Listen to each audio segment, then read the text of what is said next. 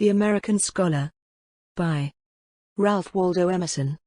The American Scholar was a speech given by Ralph Waldo Emerson on August 31, 1837, to the Phi Beta Kappa Society of Harvard College at the First Parish in Cambridge, Massachusetts. He was invited to speak in recognition of his groundbreaking work Nature, published a year earlier, in which he established a new way for America's fledgling society to regard the world.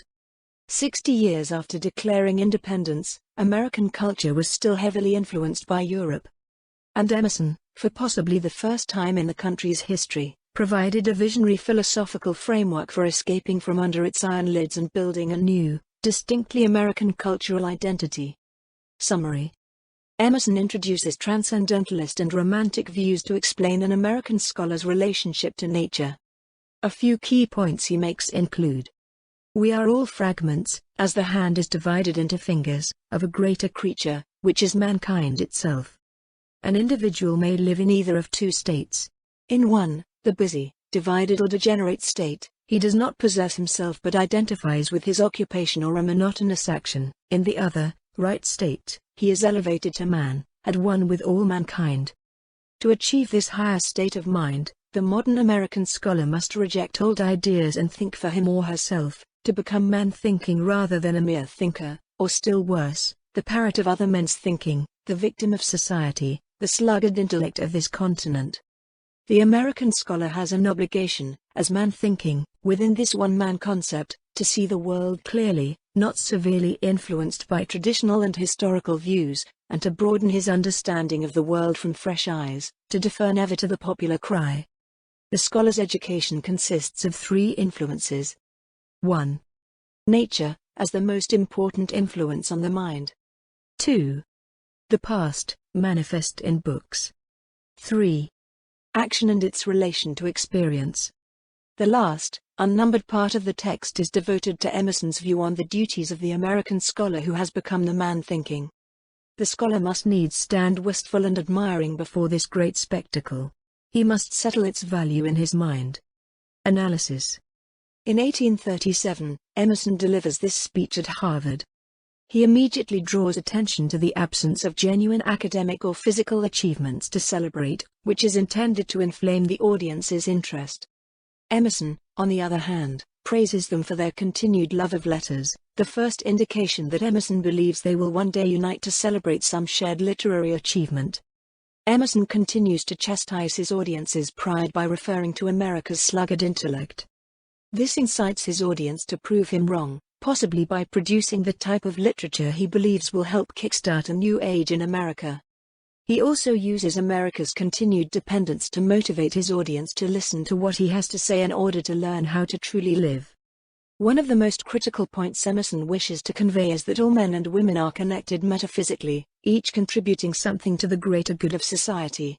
Thus, the scholar who accomplishes something truly meaningful through literature not only earns respect for himself or herself, but also for and benefits the entire country.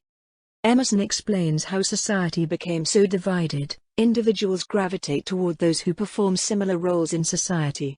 This implies that they withdraw from other groups, or social classes, and lose sight of what binds them together. Rather than that, he argues that individuals should be open to a range of skills and occupations in order to contribute to a more well-rounded, harmonious society in which everyone's contribution is valued. According to Emerson, a person who does not understand the true value of their role in society will never reach their full potential. Due to the fact that individual segments of society are not operating at their full potential, the entire society is not functioning as well as it could if it were more united. Emerson argues that all scholars should strive to embody the ideal of man thinking. They actively seek truth, develop their own ideas, and share them with other members of their society as man thinking. Additionally, they understand that their actions benefit everyone because of the strong bonds that exist between all members of society. Not only are all men and women in society interconnected, but they also have a strong bond with nature. At the time Emerson delivered this speech, much of America's natural landscape remained unexplored, and thus was widely misunderstood. Emerson similarly believes that the true spirit of all Americans is largely unknown and misunderstood. A young mind can refer to a child's mind or to an inexperienced mind that is just beginning to think for itself. It emphasizes the obvious, distinctions. However, Emerson believes that as humanity matures, it is through observation of nature's interconnectedness that people begin to delve beneath the surface and discover connections between seemingly unconnected things. Additionally, each of these things serves an individual purpose that benefits the whole, echoing Emerson's assertion that all members of a society contribute significantly to its functioning. Emerson believes that a scholar's mind will quickly make the connection between the individual and nature, and that studying nature will assist them in understanding themselves beginning in childhood. This is the point at which they begin to develop not only as a scholar, but also as a creator, capable of producing art and literature that reflects the discoveries they made about themselves and all of humanity while observing nature. This means that, in the context of Emerson's call for a distinctive body of American art and literature, studying nature and recognizing the world's underlying connections is critical for scholars to develop into competent writers and thinkers. Emerson believes that only great minds are capable of producing great and meaningful works of literature. Their ideas endure because they speak to universal truths that people at all levels of society can comprehend and relate to, emphasizing Emerson's emphasis on the importance of recognizing the common threads that connect all people. Books expose scholars to the ideas and thoughts that continue to shape the society in which they live, which can be extremely beneficial as they begin working on their own books that will contribute to America's literary canon. Each individual is a product of their time and is likely to harbor some of the same prejudices and quirks that are unique to their time and place of origin. As a result, Emerson acknowledges that not all books will be relevant in all eras or locations, despite his belief in universal connection. This demonstrates that, while Emerson believes in the unity of all people, he also values the individual highly. Each generation must create something new in order to perpetuate its own distinct ideas and beliefs. As Emerson is well aware, books have a tendency to exert undue influence over their readers. This can be especially dangerous for developing scholars who have been taught to accept the writings and beliefs of a small number of individuals. Rather than writing books for the next generation, those who rely too heavily on past minds suffocate their individuality, relegating themselves to writing about concepts that are no longer as relevant in the modern era as they were when they were first written. A scholar must learn to read books well if they wish to avoid becoming a satellite and blindly following an idea simply because it was created by a great mind in the past. They accomplish this by cultivating an active soul and teaching themselves to think critically and independently in order to innovate in the society in which they live. By doing so, the American scholar can contribute to the definition of the country's distinct identity through their work, rather than simply echoing a long-standing European tradition. It is critical for individual scholars to turn inward and attempt to discover their own unique perspectives on various subjects, and periods of solitude enable them to do so away from external influences that may make it more difficult to understand one's own mind. This demonstrates once again how Emerson values individual minds apart from their connections. Additionally, Emerson encourages scholars to engage with the ideas of other writers, as reading other people's work can assist a scholar who is having difficulty with their own work in developing a more coherent way to communicate their thoughts. Emerson emphasizes that the connection between individual men and women, and human beings and nature, is timeless, as evidenced by humanity's continued engagement with classic literature. Emerson believes that certain thoughts, feelings, and beliefs remain fundamentally unchanged over time, and that discovering them in long-forgotten books heightens a person's awareness of their connection to everyone else and, perhaps more importantly, their ability to influence future generations. Emerson has previously cautioned scholars against losing their unique perspectives as a result of excessive reliance on books, but now he emphasizes the additional importance of avoiding obsessing over trivial details or authorial biases. Rather than that, the scholar must use their judgment and feelings to determine which sections of a book are authentic and accurately reflect human experience. According to Emerson, these authentic passages should inspire scholars and assist them in further developing their own unique ideas. While Emerson warns against the dangers of formal education, namely that many students are not taught to think critically and independently, he reassures his audience that this type of education is necessary for factual information. A responsible college teaches students elements, facts, that provide them with the language and inspiration to create something new, rather than simply instructing them on how to think. While practical men are concerned with tangible results, speculative men are concerned with abstract concepts that cannot be touched and are not always immediately useful. Emerson, on the other hand, advises his audience of speculative men to work alongside practical men in order to better observe and understand them. Emerson believes that all human beings share profound connections, but the way to discover these connections is to step outside the scholar's comfort zone and engage in practical work, like farming or engineering. This not only provides new experiences for the scholar to consider, but also helps them better understand the needs and perspectives of their fellow American men and women. Emerson believes that a scholar who spends their entire life in a library studying old books and writing about them will lack the emotional intelligence that a person who has lived will possess. This relates to Emerson's earlier observation about meek young men who confine themselves to the confines of a college library. By reading only the works of others, a scholar runs the risk of losing their uniqueness to the ideas of previous thinkers. When a scholar ventures out into the world and becomes involved in society, they expose themselves to new and unique experiences that provide ample opportunity for making observations that result in new ideas that may inspire their next work. Emerson believes that in order for a scholar to be successful, they must understand that they cannot remain objective during an experience. To the scholar, objectivity entails an honest examination of their experiences and the thoughts they inspire, without allowing emotion to obliterate the truth. Time enables a person to look back with far greater objectivity than they do in the moment, providing them with the benefit of hindsight and possibly a better understanding of themselves and the meaning of these experiences. To the scholar, merchantable stock refers to emotions, experiences, and the thoughts they inspire.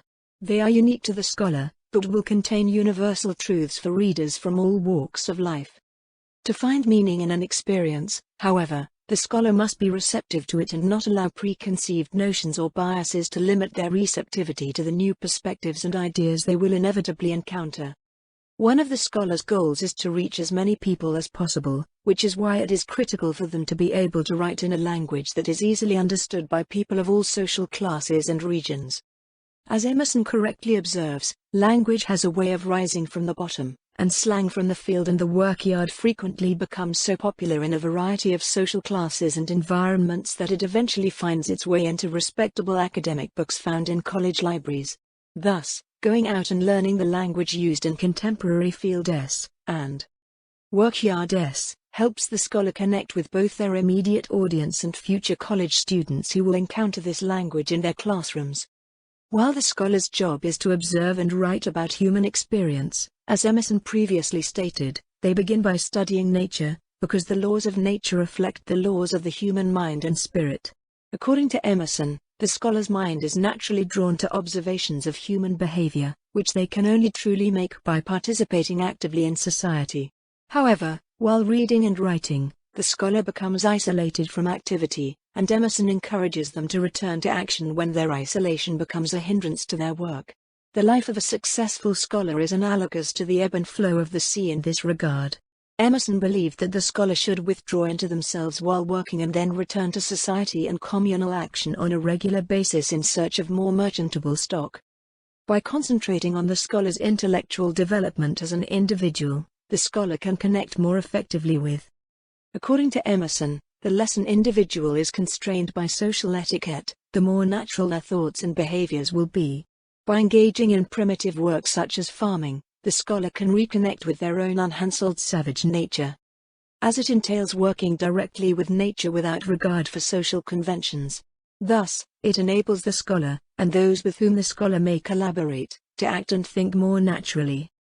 Emerson emphasizes once again that a large portion of society prefers the practical man whose career produces tangible results that can be used for oneself over the speculative man who deals with intangible ideas and emotions. Emerson also cautions that, due to the scholar's possible unpopularity in large segments of society, they may never achieve fame or even recognition during their lifetime. According to Emerson's concept of social unity, not only does an individual's work benefit the entire society, but an individual's abilities reflect the abilities of all. As a result, the scholar's accomplishments and abilities are representative of everything that humanity is capable of. Additionally, the scholar's intellectual labors will pave the way for future scholars. As Emerson previously stated, books are written for the benefit of the next generation. Emerson's previous warnings about the isolation that scholars frequently face as a result of a lack of interest in the popular arts. However, This isolation enables the scholar to maintain thought independence, which enables them to see something truly, such as the underlying truths about humanity that the popular arts or current social movements reflect. Thus, Emerson does not believe that individual thought and human unity are mutually exclusive. Spontaneous thoughts reflect an individual's true nature, and thus, in accordance with Emerson's belief in the interconnectedness of humanity, these are the thoughts that other men and women will most easily relate to and understand, as they speak to the inner natures of all men and women. This reaffirms Emerson's earlier observation that many of the best ideas and cultures emerge from savage nature rather than from a narrow focus on the thoughts and works of others. Emerson asserts that the scholar must be able to see beyond the superficial and ephemeral, both in society, its pretension, and within themselves, fear.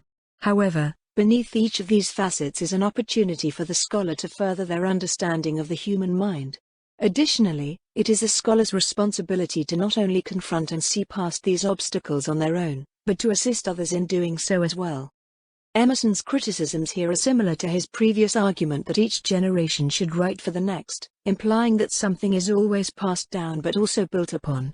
A successful scholar will have contributed to society's understanding that the world was never complete, and thus the scholar's work was never, and will never be, insignificant. This echoes Emerson's earlier assertion that humanity has become too divided, which it, unfortunately, has caused. Individual men and women have convinced themselves that they have a specific role in society and are compelled to fulfill that role. They have grown accustomed to living in their heroes because they believe that is all they are capable of. Emerson believes that the scholar can assist their audience in realizing that everyone, regardless of their position in the prevailing social hierarchy, is capable of greatness.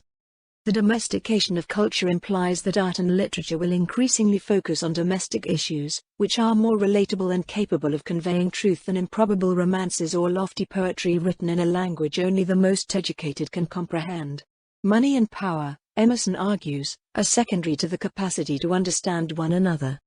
Through comprehension, the scholar can accomplish something far more beneficial and lasting, uniting a divided society.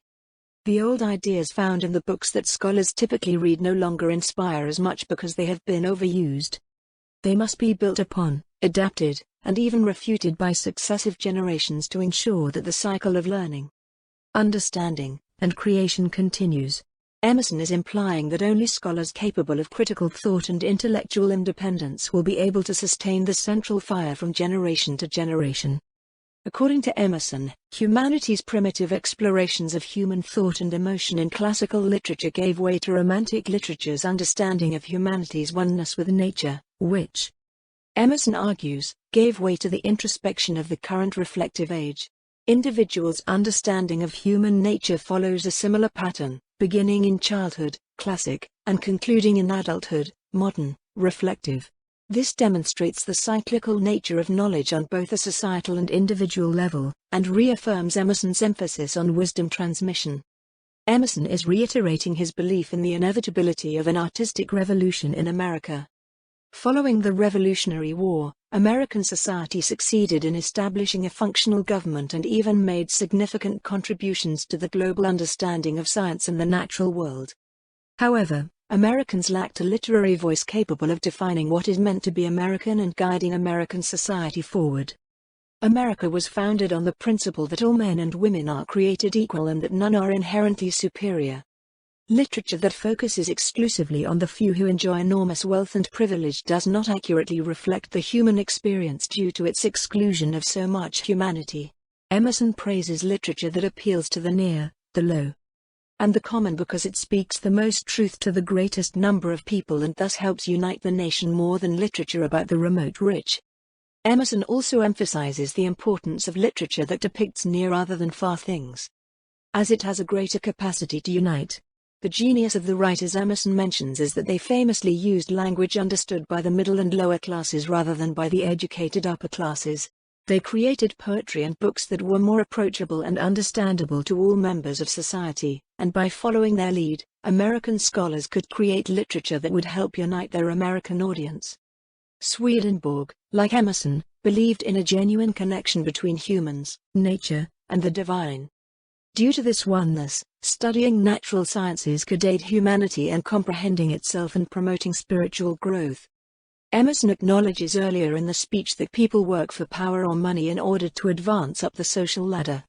While the desire for material comforts and the respect that comes with power are natural, Emerson believes the American scholar will help society recognize that working for the advancement of society is more important than working for the world, i.e., reputation, money, or social standing. Emerson returns to several of the sentiments he expressed in the speech's opening paragraphs. By paying too much attention to Europe's courtly muses, the American scholar had contributed to America's failure to achieve true cultural independence. America had accomplished much by achieving political independence from England, but without cultural independence, the country would never earn the respect of other world powers. Emerson believes that American society has prioritized industrialization and innovation at the expense of intellectual development. This echoes Emerson's earlier observation that the world's practical people look down on the speculative for ostensibly not contributing to society. America's mind is essentially atrophying as a result of complacency and an unwillingness to challenge itself to aim higher and create something new and unique. However, if one scholar achieves a breakthrough, others will undoubtedly follow. Emerson believed that as a young country, America had the potential to become the first truly united nation. The European countries from which so many Americans emigrated were marked by deep and insurmountable social divisions, owing primarily to their adherence to concepts of nobility and primogeniture, which barred members of the lower classes from ascending to the upper. Emerson believes that America will achieve greatness not through scientific discovery or new inventions, but through literature and art. The American scholar will reconcile social divisions by demonstrating that no human being is inherently superior to another simply because they were born into a noble family, but that all human beings are equal because they share a divine soul. End of the analysis. Thank you. Thank you.